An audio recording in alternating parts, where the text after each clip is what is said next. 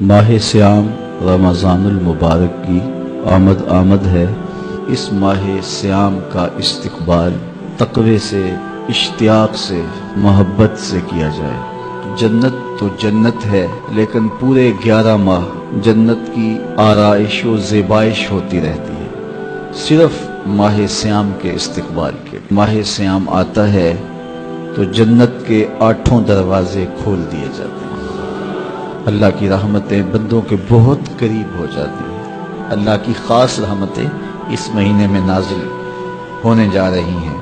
تو فرمایا کہ اللہ نے اس مہینے کے روزوں کو فرض قرار دیا ہے۔ جس نے اس مہینے میں کوئی اچھائی کی تو وہ ایسے ہے جس طرح اس نے فرض ادا کیا ہے، یعنی اس مہینے میں ایک نفل ادا کرنے کا، ایک نفلی عبادت کرنے کا، فرض ادا کرنے کے مطابق ثواب ہے۔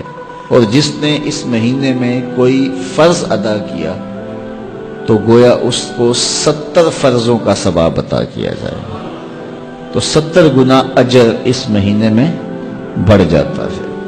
تو رحمتوں کی لوٹ سے لگی ہے نا اس مہینے میں۔ آقا کریم نے ارشاد فرمایا، اور وہ صبر کا مہینہ ہے، اور صبر کا ثواب سیدھا سیدھا جنت ہے۔ وَشَهْرٌ يُزَادُ فِيهِ رِزْقُ الْمُؤْمِنِ، اور یہ ایسا بابرکت مہینہ ہے جس میں مومن کا رزق بڑھ جاتا ہے، مومن کے رزق میں اضافہ ہو جاتا ہے۔ وہ نعمتیں جو عام ایام میں اسے نصیب نہیں ہوتی، اس مہینے میں اسے نصیب ہو جاتی ہیں۔ جس نے اس مہینے میں کسی روزہ دار کا روزہ افطار کروایا، اللہ اس کے گناہوں کو معاف فرما دے اور اس کی گردن کو جہنم کی آگ سے آزاد کر دے گا۔ کہتے ہیں ہم نے حضور کی بارگاہ میں عرض کی، حضرت سلمان فارسی کہتے ہیں، حضور ہم میں سے سارے لوگ تو یہ استطاعت نہیں رکھتے کہ وہ کسی کو روزہ افطار کروائیں، یہ تو پھر عمرا ہی بازی لے جائیں گے۔ تو رحمت عالم نے کیا جواب دیا، سنیے۔ فرمایا کہ اللہ تعالیٰ یہ ثواب اسے بھی عطا کرے گا جو دودھ کے ایک گھونٹ سے، ایک چھہارے یا کھجور سے، یا پانی کے ایک گلاس سے کسی کو افطار کروائے، اللہ اسے بھی یہ ثواب عطا فرمائے۔ تو یہ تو اس کی کرم نوازی ہے، اس کی رحمتوں کا باڑا بٹ رہا ہے۔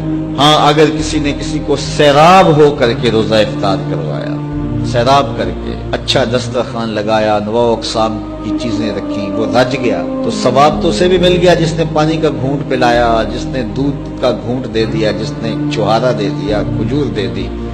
لیکن جس نے اس کو رجایا، اس کو خوب سیراب کیا، تو میرے مصطفیٰ کریم فرماتے ہیں اللہ اس کو جام کوثر عطا کرے گا۔ 50,000 سال کے دن میں اس کوثر کے جام پینے کے بعد اس کو پیاس نہیں لگے گی، حتیٰ کہ جنت میں چلا جائے گا۔ اللہ کی رضا کے لیے ماہ سیام میں لوگوں کے روزے افطار کروائیں۔